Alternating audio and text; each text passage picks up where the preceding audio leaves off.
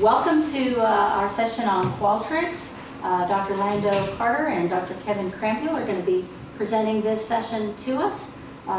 Much awaited, so thank you for providing this opportunity, and I'm just going to let you guys roll with it. Well, Dr. K and I are very grateful to be here and grateful for Dr. Calkin to putting this Lunch and Learn series together. I know it's been a lot of work, so we're glad to be here and want to give you a great crash course in Qualtrics today.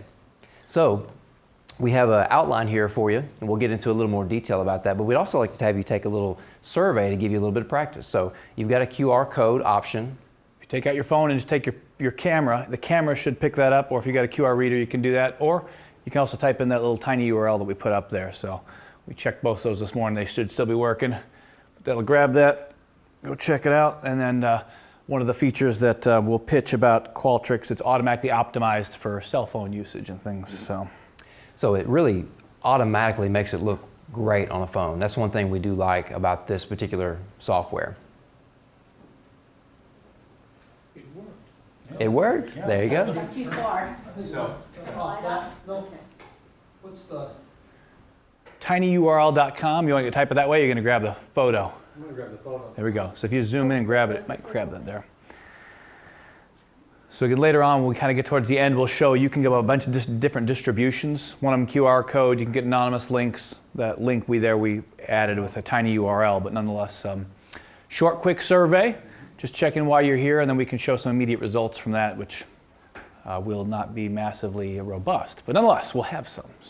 So we're excited to be here, and also the students are pumped about Qualtrics. If you take a look, we've got the proof, right?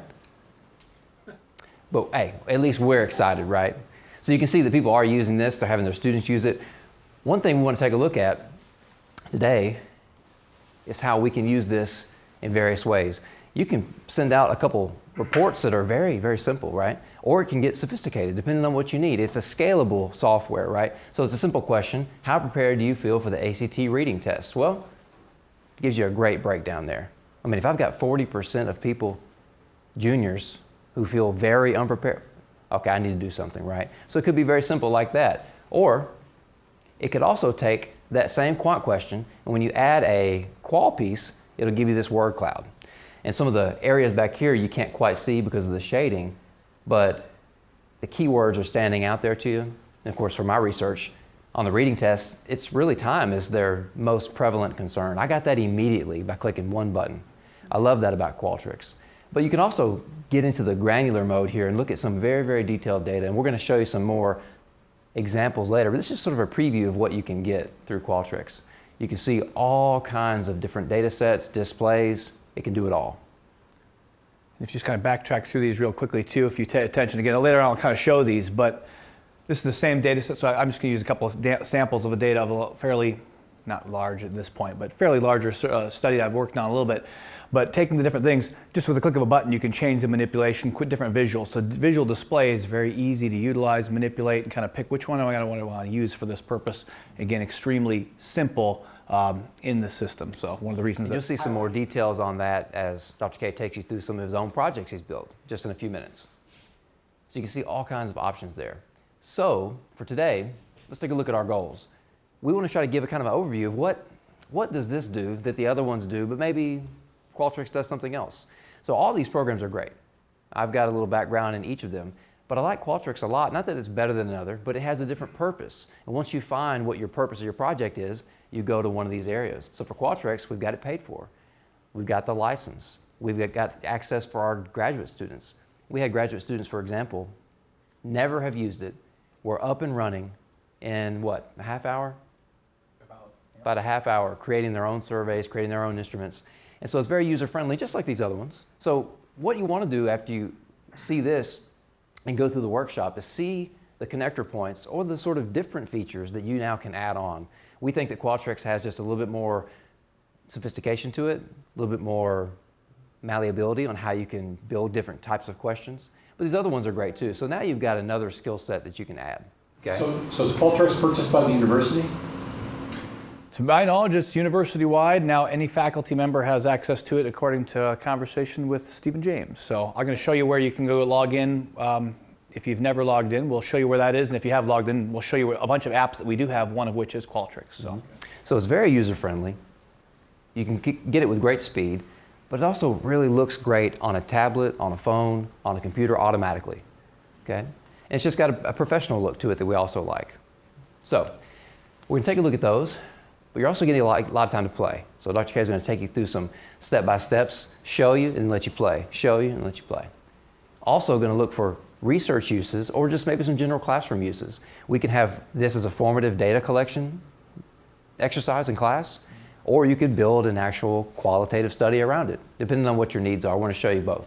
and we didn't put it on here, but judging from the audience, program evaluation tools. I know Frank Lambert talked to me about using this for accreditation purposes, and I know that's not necessarily the aim here, because maybe that has to be up through different software, but nonetheless, it's really user-friendly that you could leverage for a quick program evaluation, feedback, students along those lines. So it could also be used. So we also have an option to export directly to SPSS or Excel, depending on what you use. What do you like to use, right? Well, I'll go with SPSS.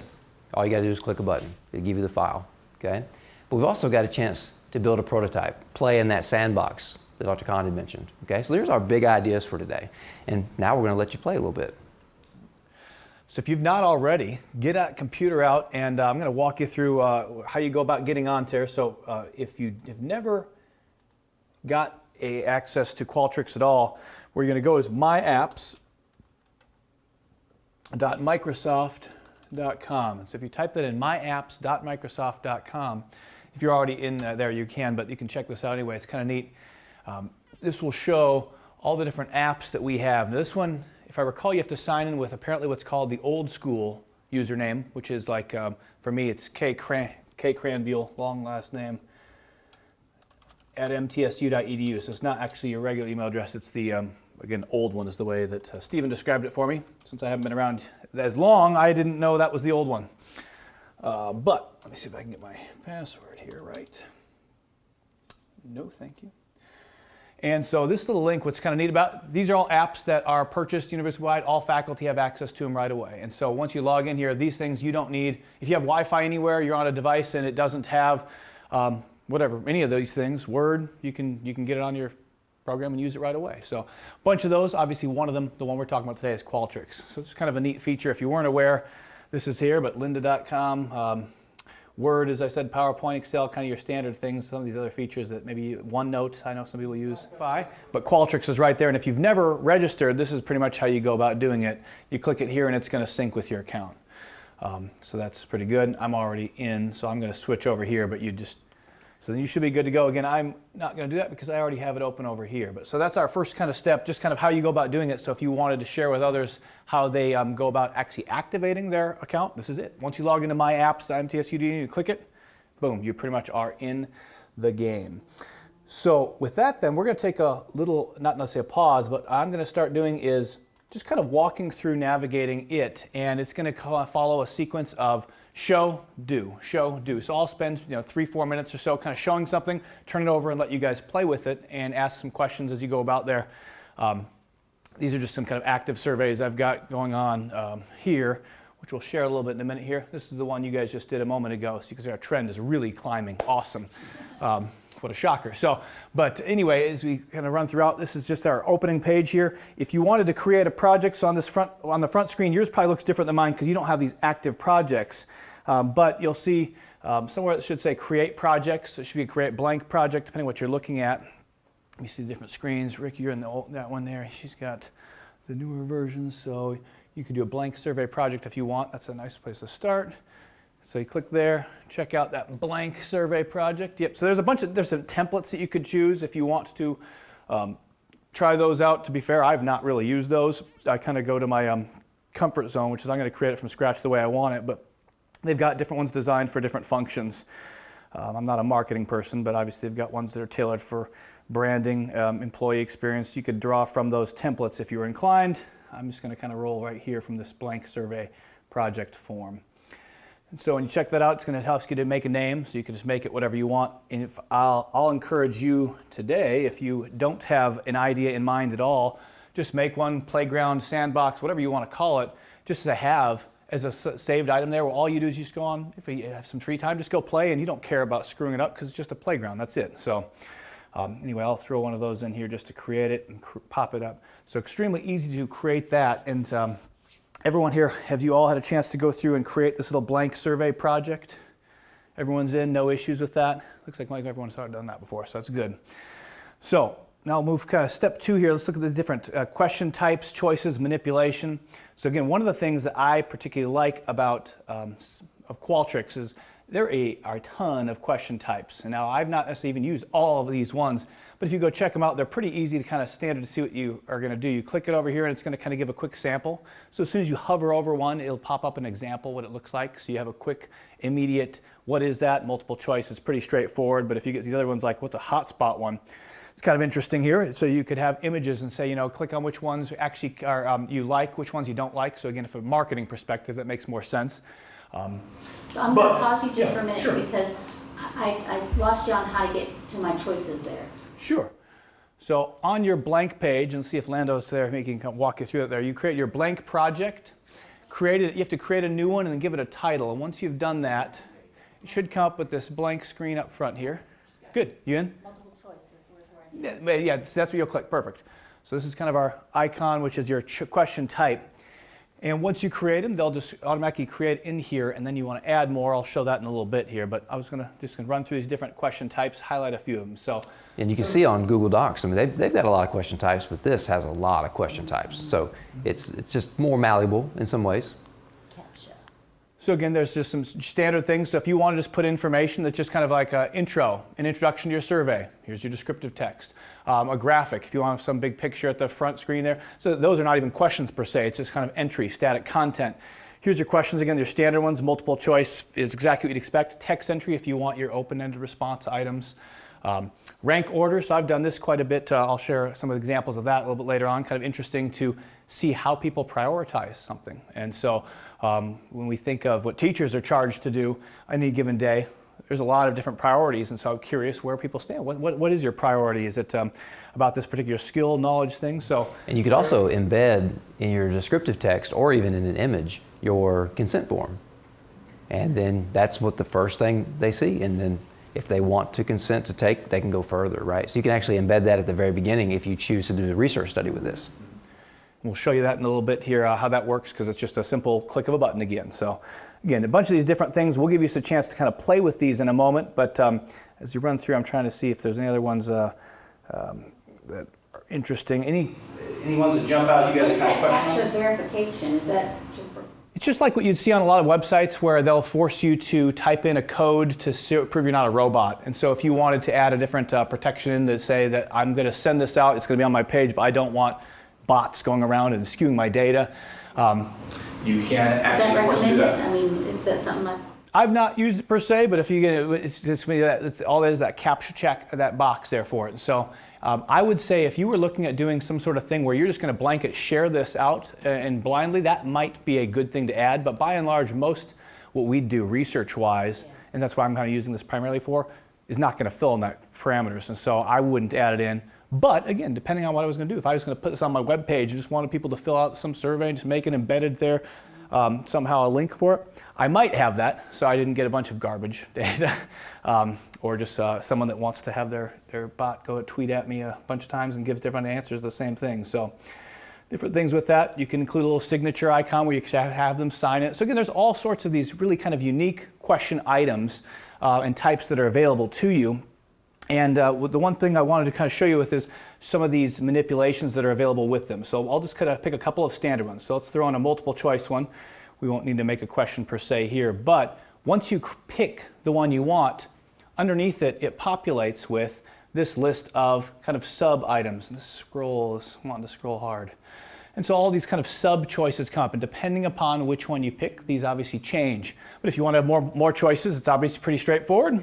It's just plus, minus, that's it. Very easy.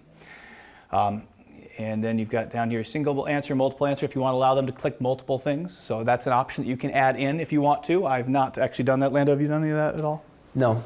Okay, so typically I haven't when I've done it, but that would be certainly something you could do that. You could change the formatting for them, whether you want them to appear vertically, horizontally. So some different items. this validation response, if there's a question that they have to answer before they can move on, you can force a response. They can't skip over it if it's a really important one. So again, you could utilize that. I've utilized that when it's an informed consent. So on my question number 1, typically when I've done this on IRB approved studies, question number 1 will have my informed consent, copy and paste it. That's the question. I agree is yes. I disagree is no. They can't skip it. Ban it, because then right away IRB can be content. It's past their screening every time. That's a sufficient way to do that. Using that as an example, so let's pretend I was going to force a response on this one. Down here, actions, in order to make this something that would be appropriate for that IRB thing there. If there is a yes-no thing and they're going to have a contingent clause, skip logic is the icon you'd lose below that. And so if you've never, you've seen these in softwares, if you've done survey stuff, that's obviously available. But add skip logic, you just add to that bottom of that screen here. And so let's just say, we'll write this out here. So this will be the worst informed consent of all time. Oh, come on.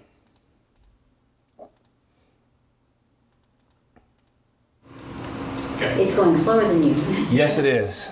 And I was getting impatient, which is always a wonderful thing. So let's edit. Now, typically, you can check right on those little boxes. Mine was not allowing that, and I'm not sure whether that's because the Wi-Fi is slow or not. But typically, over here, where that yes/no is, I can just click on that and edit right from there. We go, right from there. And so a minute ago, I had to edit multiple. So there's 2 different functions for how to do that, again, depending on how... How'd you get the automatic yes/no? Excuse my step here. What's that you want to have? How'd you get the automatic yes/no? I changed that in there, and so I typed it in. Oh, okay. And so actually, I just typed it in. There are some stock options you can pick from. I don't use those typically, but that would be one of them might be in there. So, yep, just type them in, and you have it there. And then again, when you have your skip logic, so I've added the skip logic. Let's say this is our informed consent form. You just go down to your options and edit it. And basically, you set up if-then conditions. So if yes is selected, move to question 2. I don't have a question 2, so it's not going to work here. If no is selected, move to end of survey. And so then immediately right up front there, anyone taking your survey is refuses consent is done. You didn't waste their time. There's no data, and so IRB is going to be content with you because you're going to be respecting their rights for that. So it's a nice way that you can build into that if you're doing a purely electronic sort of survey, some parameters for how to deal with those who are maybe unwilling to participate for many good reasons, so, or any reason for that matter, whether it's good or not. So it's skip logic. Skip logic, correct. And there, you'll notice there's actually another logic there, which I'll show in a minute here, which is, I'll show right now, I guess, since we're kind of running through it. We got a small crew. Add display logic. And so on this one, I'm going to go back to my sandbox, and I'll show you how I've used this in one particular. In fact, in anyone that took our survey up at the beginning here, did anyone pick the last option that says none of these list items? If you did that, I used display logic, so it forced you to have a follow-up question, which said, open-ended, why'd you come? And so I missed your answer, and so you gave me that reason. So I filled that out, and so I'll show you that in a minute here. So let's jump back to that one real quick. We'll come back to my sandbox in a moment. But since that came up, we're talking about these different kind of manipulations of the different items. On our survey playground, we go out here. We can skip that one. You can see on this one, I did this, here's my display logic. And so instead of the skip logic, this display logic is tied to this one, where if this one is selected, then this question comes up. Briefly describe your reason for coming here today. No one saw that except me, because I made sure we got one answer that was filled in that way. Did you do it maybe? No, there you go. See, you followed the rules. Good man. So anyway, we've got one in response there, but you can build those things in as well. So if you have that kind of opt-out answer where you're kind of like, I don't want to give this in here, but you want to have that filler information, you can provide that. Or if you think of simple things like demographics, where it's always like, well, am I leaving out which group or something? I'm calling this other. Is that, you could add something like this. Would you like to identify, self-identify, what that might be? You can embed that very easily. So, Kevin, I have 2 questions. sure, fire away, Zach. One is can Qualtrics be embedded on a web page where it could sit on a web page where people can take it using a URL? And question number 2, you talk about logic. If can Qualtrics also, if someone selects something in a set of questions, it would give them some formative feedback instantly. Something will pop up. If they select something, it should just pop up, hey, and it tells them, blah, Yes. blah, blah, blah, blah. So 2 responses. The first one, I'm not certain. However, I think the answer is no. What I think is, so it's to question number 1, which was, can I take this and basically embed it on a separate page? The answer is you can definitely have a link. Put it on your own website. Yeah. Take the Qualtrics and embed it on your own. For example, I have my own website, Yeah. and I want them to be able to go to there rather than sending them a document. Yeah. And Yes. You can embed it onto Twitter, D2L, email, anything you want. But you can embed the link, not the survey. And I think what you were asking about was the survey, correct? Yeah. So It needs to appear exactly like the song. I think and this is not, I will defer that I may be wrong on this, but to my knowledge, what you'll embed would be the actual text for the link for that, and that would take them to the Qualtrics shell. There may be a way to do that. I'm not aware of it. So, have you done that? We actually try to embed it on like your own personal I've webpage? always just had the link, and you go right to that real clean Qualtrics look. So, the second question was, and to repeat it because I think I knew what my answer was earlier. It's the responsive intelligent design. Cool. Yeah, so within there, the answer is yes. And again, that display logic. So I'll show that. Let's just do it right now. So let's change this first one. So I've done this display logic to design for this one in particular, but let's pretend I want to add a new one. So yep, I'm going to go ahead and unlock it. And with those kind of unique features, you could even build a test for students like this, where they choose something, then it follows up. Kind of neat like that. So it's not just pure surveys. Like, oops, good try, but have you thought about this? Yep. Maybe, it's sort of formative. So quick response, just a note here, since we're kind of doing this on the fly, we'll kind of react. Respond to a question in this case here. This is the survey I just did with all of you, so it's a live survey. So I'm trying to edit it, and it's immediately telling me. So again, it's nice, another thing that's built into it there, where if I'm going to edit it, it pops up right away. Are you sure you want to do this? Because you have a live survey out there that you're collecting data from. You could be manipulating your results. I'm okay with invalidating these results because my survey was just to kind of showcase that simple thing and get it started. But obviously in a research study, we want to be more careful about that. So if I go to this display logic when I want to edit this, it comes up with this, which is just the if-then sequence. And so I can identify what question I'm looking at. That's the question I'm on because I picked it by default. And so here it is. Here's which of these reasons are why you came today. And I select whatever I want to do. So let's say you said you want to say this and is selected. Then we can put plus. So if you want to add extra layers, then we push save. Here's our display logic. And then, oh dear, my scroller really wants to scroll down. It comes up with this new bar. So you'll notice I've just changed that bar that was originally, if this one is selected, here's your answer. If this one's selected now, here's what it is. And so instead of doing this item right here, I can just put in a different text entry that says, in fact, by the way, I wouldn't do a text entry. What you just talked about, Zaf, was basically formative feedback, right? So I would change this to descriptive text. So maybe we put something like, are you leading the session today? So it's actually linked to the choice above it.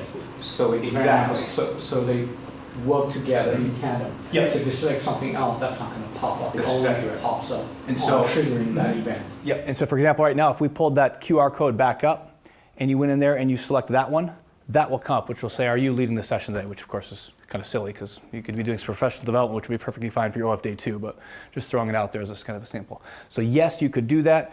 The display logic just basically means if this certain option is chosen, it's going to follow up with a subsequent question, and that means you can pick any of these things again. And so you could pick anything to follow up with. It could be a picture, it could be a text feedback right away, it could be a follow-up question. So again, this is interesting here because I think of opportunities where, a lot of the, if you think of online testing programs, Khan Academy, whatever we want to have there. But if you looked at different things you got set in place and you want to have subsequent questions, if I pick this one, it indicates this type of misconception. So I want display, the next question to be this misconception. Let's look at it again, and maybe on an easier level because they missed it here. So you can kind of think of a way of scalable your progressions. So you could leverage it that way. But a couple of items with that. So And then you can get really sophisticated where then once you get it, quote, right, I guess, it can redirect you back into the sequence it was supposed to be in. And then follow up my first question. If I'm going into a school to observe some teacher candidates, can I pull up Qualtrics and I'm doing an observation for maybe R1? Yeah. And I have my radio buttons Yeah. to help me, and then instantly on my iPad I can assess them. Absolutely. And then boom, send them that information via type in the email, so it pops up as an app on iPad as well. Definitely. And again, one of the things that I like about this one is it's immediately optimized for functioning on those devices. So you could just, with the QR code, if you took that, or if you just knew the link, obviously, you just type that into your iPad and it'll come up on the survey. And so you'll fill it out just like you did on your phone a minute ago. Right where I think that's I hadn't even thought about that. That's a really good idea for a quickly collection of that team evaluation rubric or something like that, where it's immediate, boom. And at the end, again, we'll show this report that comes out, which again would be one-on-one there, but they would have that summary of all those results right away. And notice what you could do for your own evaluation, right? You could build the system for what you're looking for. So use your skip logic. If you didn't see something from a candidate, it prompts you to go where you need to go regarding evaluation. You could say, well, I didn't see higher order questioning. Then it says, what should we do for this candidate regarding higher order questioning? It prompts you to stay on task as well. And it's going to be instant right there on your phone, your tablet, whatever you're using. And you asked, I think, that after completing that, you could send the results. Of what they did. Of what they did. I'm trying to use it as an assessment tool. Right. For them to get instant feedback, which I think this has potential to do. This is seen as a survey instrument more so, but I'm trying to tweak it to But would you make have to set up a separate one for every single student? The answer is no. What you would do is so you have this anonymous link, and every time you log into it, you can just take the survey as an independent one. You can actually check it so it's tied to IP address, so I can only take the survey once, but that's a opt-in thing. And so in the case of ZAF student, I wouldn't check that box. I'd just take the same survey 100 times myself. with different But students. we don't want his student to get other students' results. But then you share it with that student only. Only. And so it'd be administered in that way. And you should be able to choose individual responses or a collective aggregate. And when we get to the reports one, Dispositions. Yeah. when we get to reports, Zaf, remind me, and I'll see if I can pull up a breakdown of by individual, because it automatically does populate by aggregate data, which is what Nancy's kind of highlighting there. And I'm pretty confident that you can just break it down by individual, but right off the top of my head, I'm not seeing where, so remind me, and we'll see if we can pull that up right away, because again, I think the answer is yes, that's easy to do. So couple of good thoughts. So this was kind of just a quick intro. Here's these different question types and some of the manipulations you can do with it. There's obviously a few more there. Page breaks, I didn't talk about that, but you can all imagine what a page break is if you want to have them separated rather than one long survey. Moving questions. I didn't show creating new ones real quickly how that goes, so let's do that. And then what I'd like to do is turn it over a little bit of playtime. So creating a new question is pretty easy. This is it. Plus, if I want to add one below, plus if I want to add one above, minus if I want to delete it. So you see these little icons hover. They don't appear unless you're on the question. And so whatever question you're on, this is a nice way where you can add the questions into the survey where you want them, as opposed to always doing them and then manipulating them. If you want to change the order at the end, you can, because they've got this move question ones. I think you could actually drag and drop them. So pushing these arrows. So those will move them as well. And I've just probably screwed up my survey by clicking it because this thing is very hypersensitive.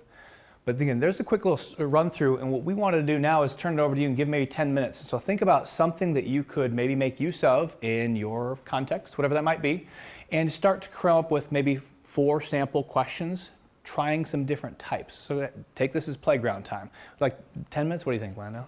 So take about 10 minutes and just kind of go through and try to create 4 different types of questions, playing with that. That might be useful for you, and grab us with questions, bounce ideas off one another, but just some playtime, and we'll move to the next stage in a minute. This one, just because I've got some responses in it here, you'll have to ignore the topic if you're not a philosophy person. I'm a weirdo. I like that stuff. So one thing that I was talking with Zaf about, which I'll share here on look and feel, one of the things that I think is useful if you're doing this here for it, there's this progress bar. When you're taking a survey and you have no clue, no sense of how many questions they are, not so helpful. So I would change that to use the progress bar, and if you actually click it, it shows you the different things it does here. So I'll show that.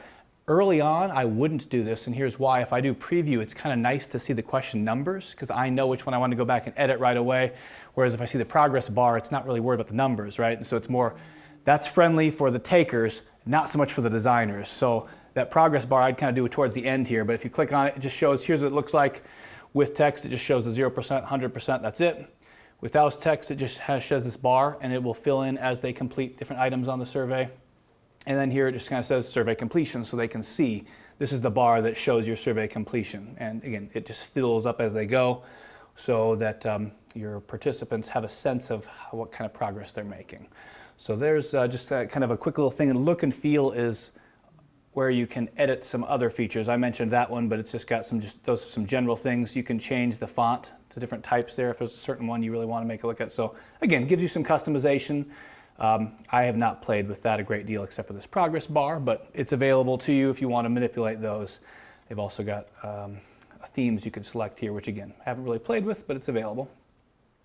Survey flow, I've really not used a whole lot. Have you ever used it? Did you ever use Lando or no?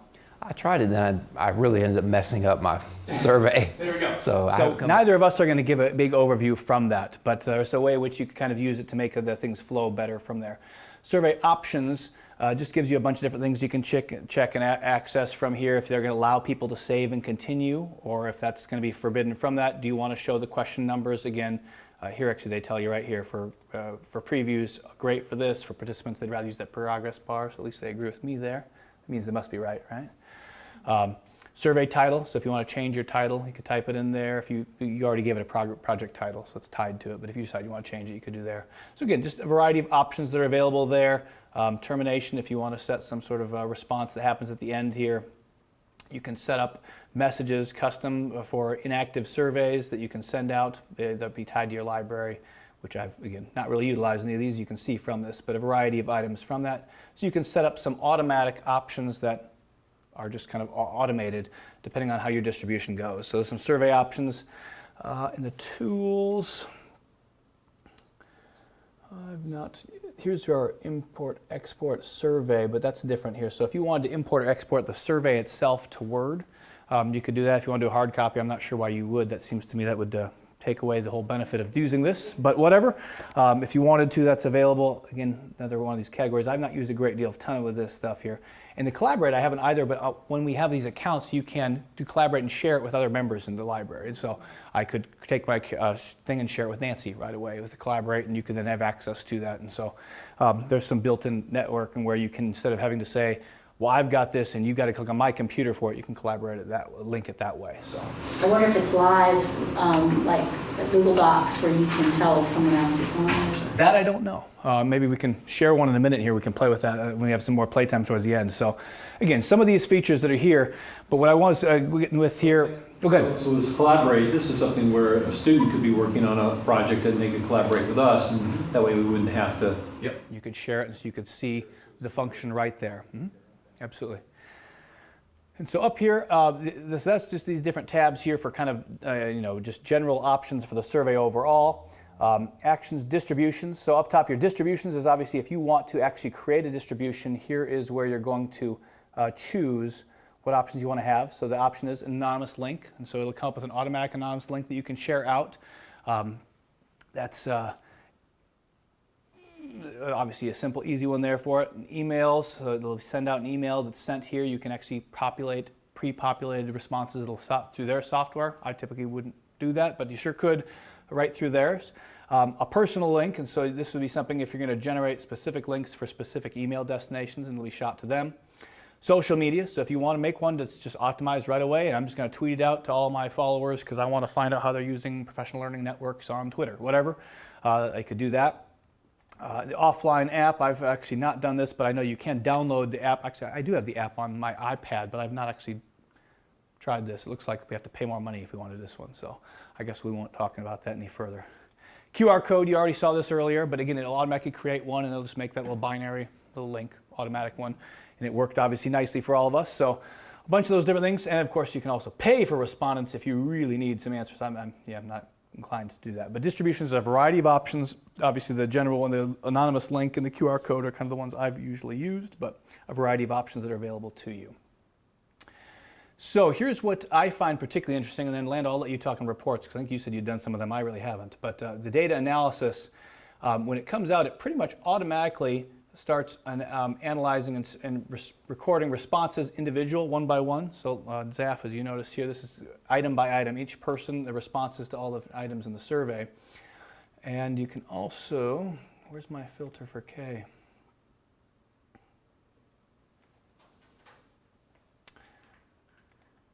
Reports.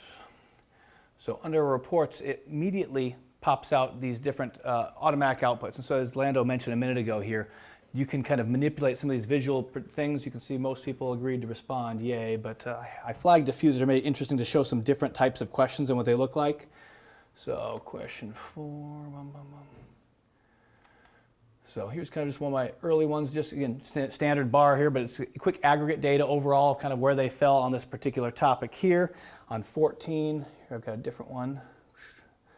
And so as you scroll down here again, every one of these automatically comes with a visual display, which is nice that they're right there, but then you can also change those, and I'll pick a few of these to show you some of those display options, because again, to me, that's one of these powerful tools. I don't have to go back and create my own smart art. You can choose these and capture them as little screen shots right away. So here's my 14. So here's one where I had them do some rankings, and it comes out in these different tables of kind of where they gather their information, or where they get their news from. But it spits out that information of the means as it's related to that in terms of this is a percentage question. But again, there's this option here if I want to add a visualization. So you can just click on that, and it gives you a variety of options. I'm not sure this will be a perfect one for that, but oh dear. This scrolling thing is a disaster. Yeah, the mouse, if I like that middle scroller, and it scrolls like the whole page down. So, but well, I'll show one that already has a visualization, so we won't manipulate it. But add visualization, you can choose to do those, and I'll show you one in a minute that has one differently. 16 is there, 19. Come on.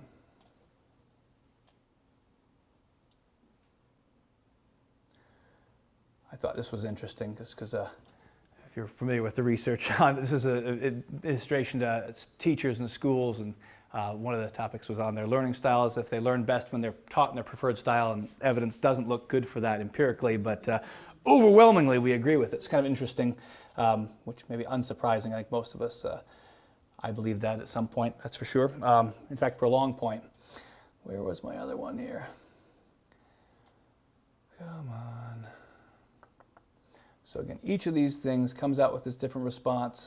It's result, it's itemized one by one, it aggregates constantly right away for that. You can take these and do them, but you can also manipulate how they show. And so here's one where they had to rank priorities, which I talked about earlier. I kind of like that when you think of a classroom. Which ones do you think are most important? And so I gave a variety of options that were available for people in that.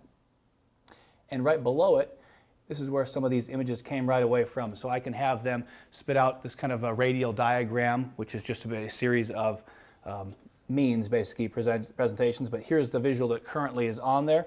This is these tabs I was talking about. So when this visualization comes up, if I just click on it, I have all these options to change what it looks like. So simple table you've kind of already seen, but if I want to change as a bar chart, there's that first one where it's going to kind of go down. And this is showing the mean again, so the smaller the bar, the higher they ranked it as a priority. So that's a little inverted thinking if you have to work there, but or a line chart might be a nice way to do that. Come on, you gonna scroll up for me? Let's see if we can get our scroll to show. There we go. And so we've got that again. It's showing the same thing. So it's again nothing too amazing, but a little quick, looking at that, you can see which one they rate as most and least much of a priority for them. Do pie charts. It takes them by each individual item that they had and how much is rated as number one overall. So this is the number one priority. It was this red item, and if I click on this on my screen, so you know what? Am I in Chrome? I am in Chrome. Well, when you click on this, depending upon which internet software you're in, perhaps this one hasn't been updated in a while. The device doesn't function quite as well as mine. Often it'll tell you what those red indicates. If I scroll to the bottom of this, I can too, but I also know if I scroll down far, it's going to screw up my page. So I'm not going to worry about that right now. But you can see what each of these colors are indicated. So right now, again, which ones do they rate number one most frequently? Which ones do they rate? Let's see if we can risk getting down a little further here. Number 10, overwhelmingly, they put this one. So again, down here, let's see if they have the code for me right there.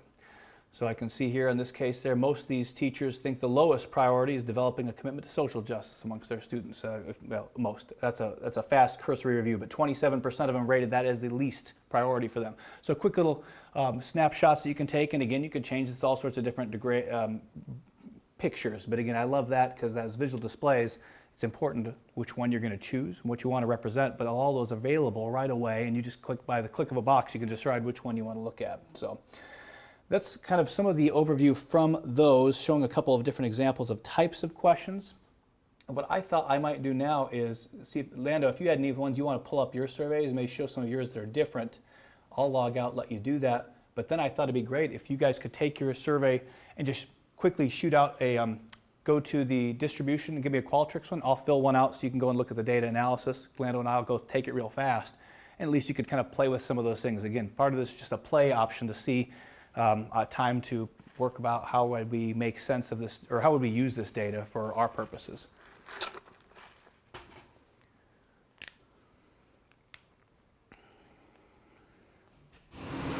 You can purchase this on your own, either as a subscription amount or... Yep, so our program purchased it last year. Dr. Vnazdal, I coerced him into it, and we used it. It was, what was it for the year? 7,000 for the year for a full program, or was it full?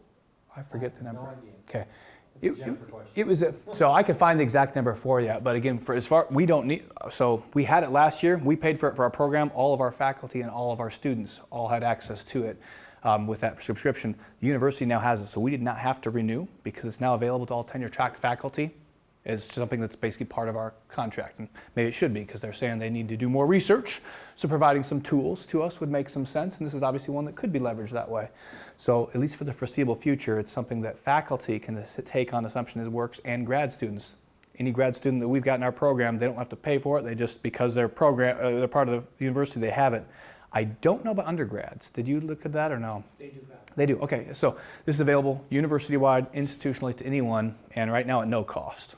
For us. That's not true. The university's paying. If you have your students building these, you can have them explore what display types best suit the question, and have them just pick one out and say, you know, is the line graph really what you think is a best display of your data? And they can say, well, yeah or no, so they can explore it that way too. For me, what I do is I do a lot of screenshotting because I want to present things to administrators very quickly. And so like that bottom bar there with the 3 colors, when you show that to people on a single page or in a PDF where you email it to them, they can see such immediate data, right? And then you want to scroll down, you can see some, you know, qualitative responses, but they may not want to see that, right? They may want to see just the big picture. So Qualtrics can, with the view features, like how you want to display your data, they've got that waiting for you. So if I could everyone pull from their doing for a minute real quick, there was one thing I completely forgot to show towards the end here. So the data analysis, again, it spits out all these nice visual tables that you could use right away. They're all descriptive by nature, right? But a lot of times we want to run some inferential tests, things along those lines. And so under the data and analysis tab here, it gives an option for, first off, you can set up some things within here. So like this is just the data organized by individual response. So that's how Zaf could kind of grab his. But text, this will populate all the text responses right away. And so if I wanted to then go copy and paste those to Wordle, like I said, we don't need to because Lando could show you how to do the word cloud right in here. But if you want to capture all those to kind of get a picture of it, it takes a while to load all those because there's lots of writing. Crosstabs, I haven't done a whole lot. Have you done crosstabs at all or no? Okay, now you can set up some manipulations with it. You can set up some weighting scores. So all, you know, fun stuff. But what I wanted to highlight here was with the data, export and import right here. If you want to export your data, here's your options that come out right away. So CSV, you've got TSV, which actually I'm not familiar with, XML, SPSS because it's available. That's kind of my go-to thing. And as I was telling Zaf earlier, one of the things I found particularly helpful is that its exports have been very clean. And again, just kind of talking about when I've imported a lot of things from Excel to SPSS, and a lot of data is just screwed up and lost. It seems like it's somehow things are lost. I have not had almost anything lost with this. You get too much info on there. Hey, Bob, how are you? Good to see you. So anyway, it spits that out, and it's very clean. You just push download. That's it, and it will then give you your .sav file that then you can upload into SPSS and run your statistical analysis on.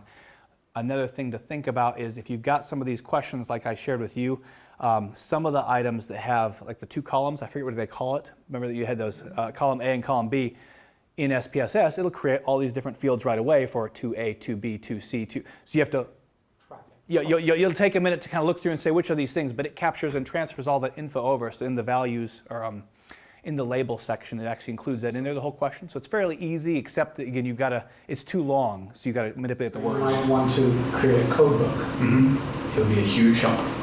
before you It could be a good plan. So, but anyway, the long story short, extremely easy. And again, that to me is one of the great tools for this, because then I get a pretty clean draft that doesn't require a great deal of manipulation, just usually a shrinking of some truncation of some words, and then saying Q21A, what is that, real quick? And so getting myself back in the zone, like I said, if you had a code book, you'd be in business. So anyway, that was the one thing I did not show. And again, that was it. You just download it, and it's down here. I've got my save files. So just drag and drop. If we had, it's not recognizing on this computer, so my gut instinct says this one doesn't have SPSS on it. But on my computer, it would read that, and I can open it up right away just by double-clicking it, or I could save it to my files. So again, very, very user-friendly for the tools that I use it for. And again, hope that you found some things interesting today, but I also wanted to then give the rest of the time for either Q&A or just kind of play time, unless you had something else you wanted to add, Lando. Nope. Okay. Any questions right away, or do you just want to play a little while, or are you burned out? Yeah, that's good. We'll stick around and see if we can't try to help answer anything. I'm going to practice. Can you talk about how you've used this personally in your classes to support learning? Yeah, sure. So, two ways. One, I've used them for a survey of kind of where students are in terms of what things they think they know, so diagnostically. Okay.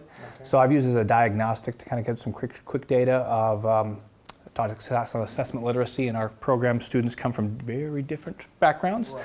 So I've used it that way just to kind of get some quick descriptive analysis, and that was about it.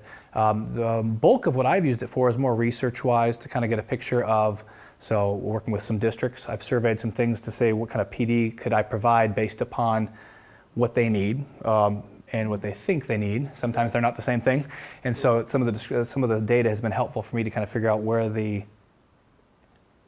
Dr. V's favorite thing, the Johari window, what they don't know, and maybe kind of hone in on those categories. And that's nice to see through what they think they want and what they seems like they need based upon responses to those. And then this most recent survey is more kind of I'm trying to build kind of a regression prediction model of, depending upon how they perceive a particular construct, truth, whether it has implications on how their instructional practice looks in, anyway, long story short, so it's in process there. But mostly I've used it for research side. You've used it more in the classroom level, right? So We've got an exercise we like to call the larger conversation. So basically, I'm teaching a curriculum class right now, so I'll put the word curriculum in the middle. And they come up to the whiteboards and they fill in anything they think's inside that big conversation. But you can also digitize that. And so you just show them the word cloud, and you find that the whole class, they think that testing and rigor and formative assessments is the biggest thing of curriculum. And then you can see in the fades in the background what maybe one person said, and that person said diversity. You're like, wait a minute, is diversity part of the curriculum conversation? Then you can start that conversation that way. And so we've almost digitized things we used to do on the whiteboard, so then you can kind of bounce back either way, you know. So I use it a lot for formative data, things like that, check-ins. And then I've never really built a test, though. I think that's something I learned today, that I could actually engineer a test with the logic features and you know, replace something on paper that way. So some of the things that you kind of shared with, like the idea of the display logic and using kind of for feedback right away. I've typically used other software for that. So like, again, I think I had a presentation earlier with Nearpod. If I've got PowerPoint already ready to go, what I usually do is I'll add in 5 to 10 different slides depending on what people need from that there, and based upon response to things, 40% of them got this one wrong, we need to go to my extra slide right now. But that's kind of on the spot, so I've used that more so because it takes maybe something I already have that I use in the class and improves it as opposed to being an add-on. Does it make sense? So those are some of the thoughts there, but I think program evaluation is some really good opportunities here. We're building a survey for graduates of the program to kind of solicit input for there, and that's in process, but a lot of options. Yeah. I think Dr. K's used a lot of the ranking features, which is really nice. I've not done that before, but you know, how important was this experience in your program? And we start to see that, oh man, the required conference presentation was key, and we found that through choosing the rank order thing. So that's some things we're playing with.